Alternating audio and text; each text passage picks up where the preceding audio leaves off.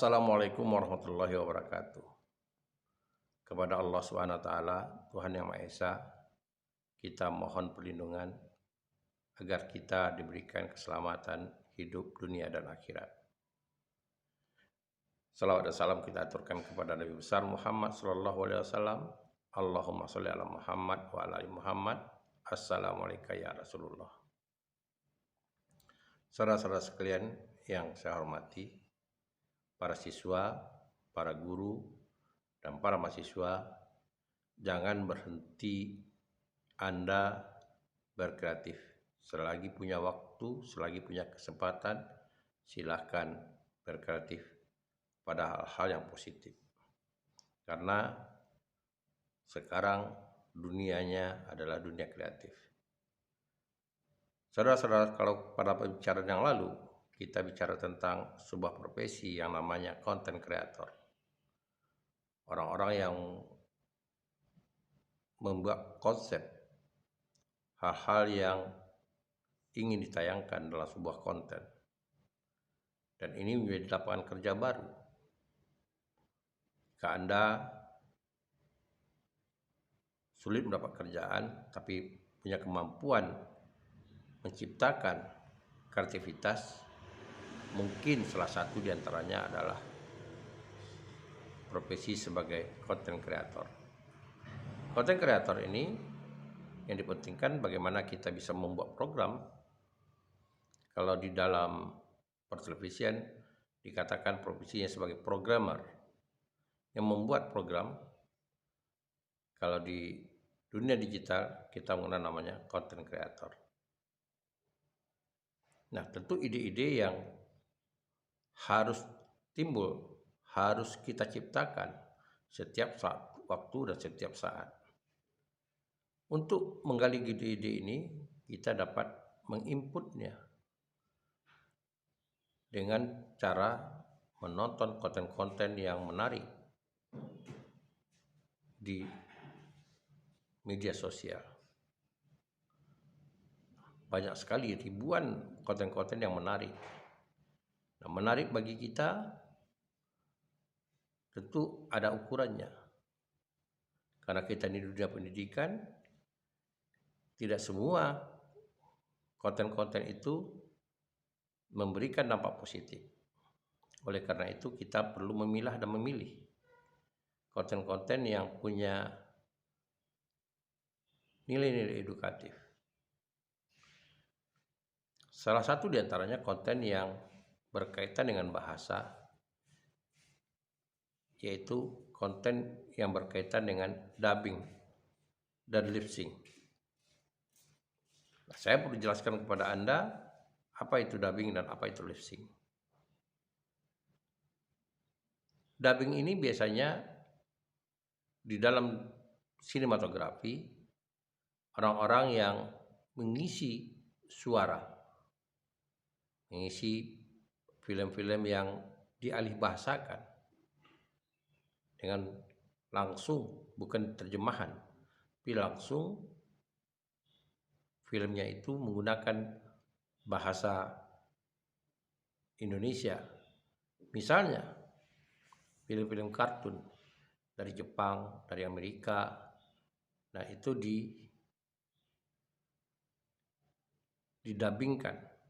Artinya film itu diimpor lalu dikosongkan bahasanya, nah ditukar dengan bahasa Indonesia supaya lebih mudah dimengerti, lebih komunikatif. Begitu juga film-film baru, film-film kartun terutama, yang memerlukan pengisian suara. Aktor-aktor terkenal bahkan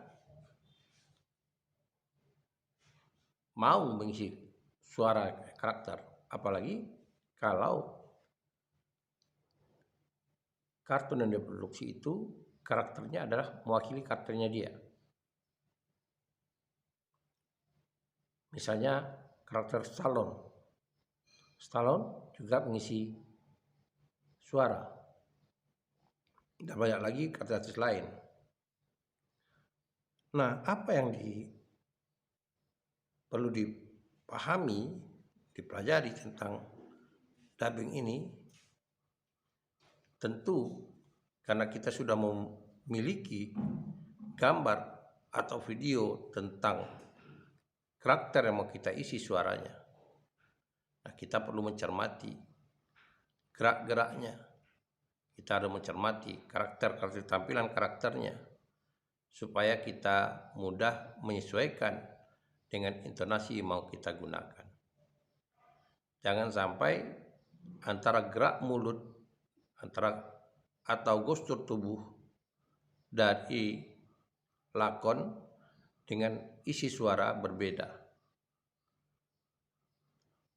Oleh karena itu, kita perlu latihan.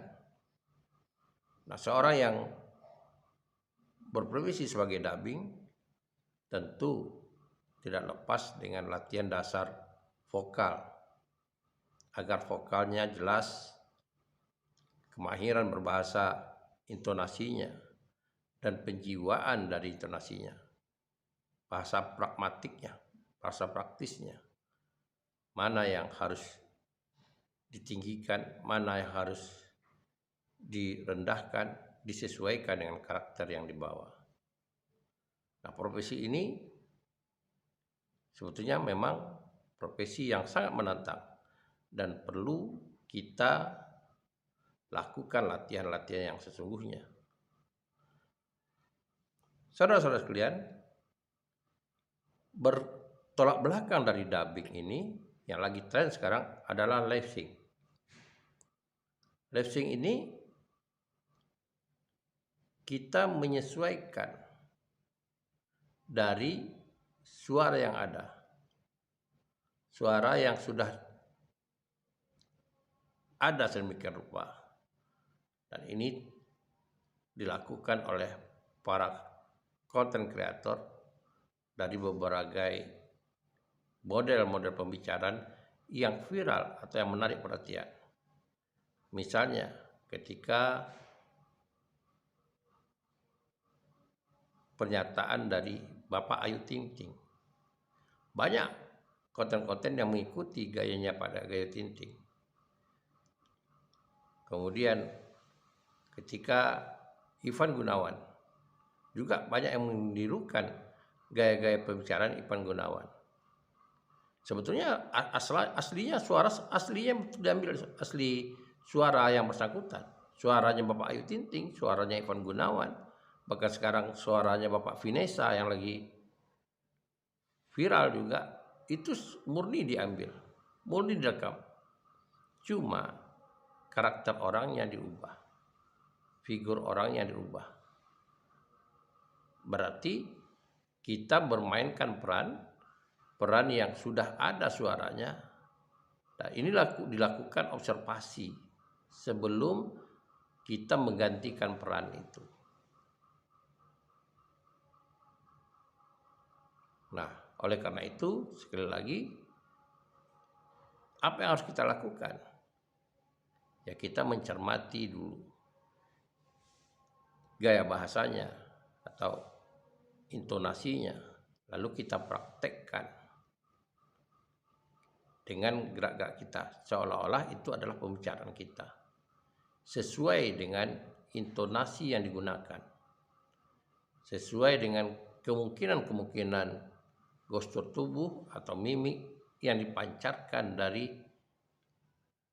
para penutur yang asli.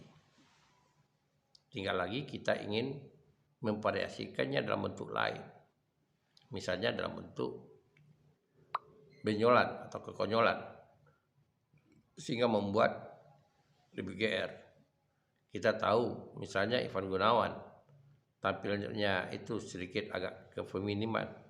Nah, gaya bicaranya itu, logatnya itu bisa jadi ditiru sedemikian rupa atau menjadi nilai tambah. Dari dua bentuk konten ini, dubbing dan lip sync,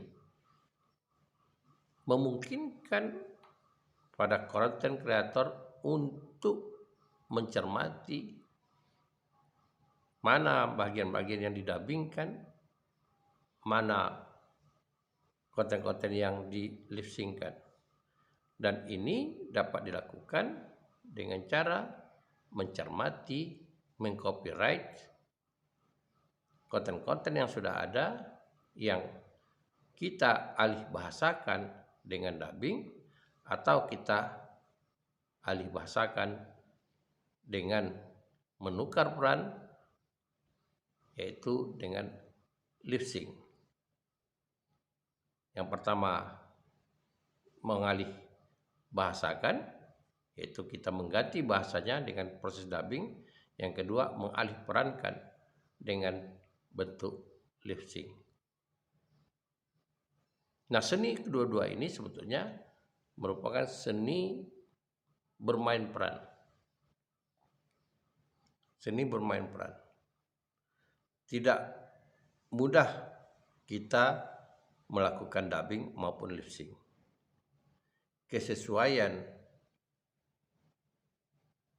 suara dengan gerak itu yang lebih diutamakan.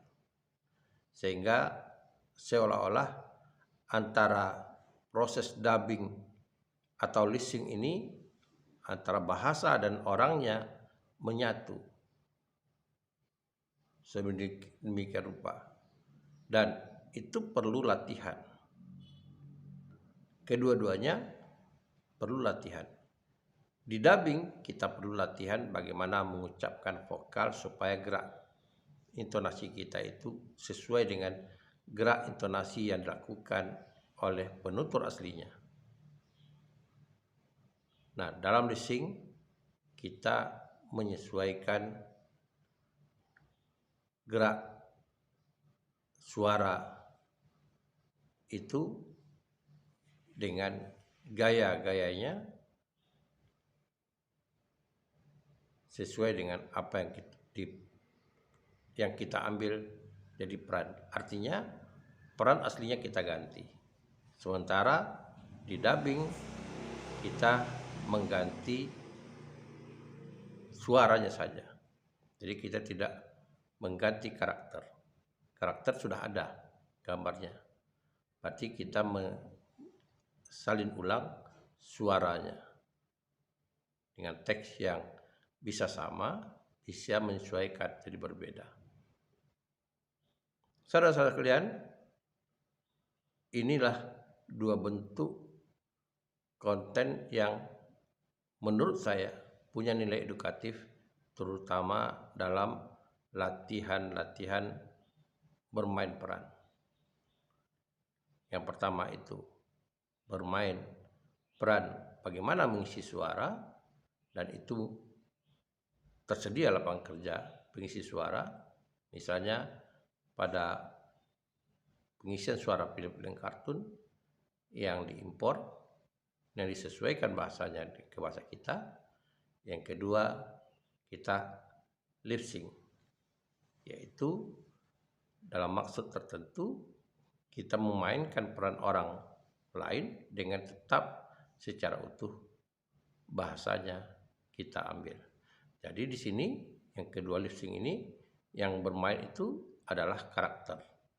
Bagaimana kita membangun karakter sedemikian rupa seolah-olah menjadi kopiannya karya susastra penutur aslinya, tetapi tanpa meninggalkan unsur-unsur seninya, unsur-unsur benyolannya yang menjadi daya tarik dari lip sync ini.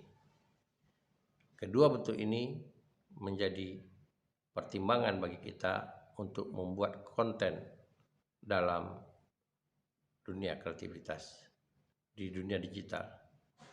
Mari mencoba dan cermati dua bentuk ini, semoga Anda bisa memahaminya. Assalamualaikum warahmatullahi wabarakatuh.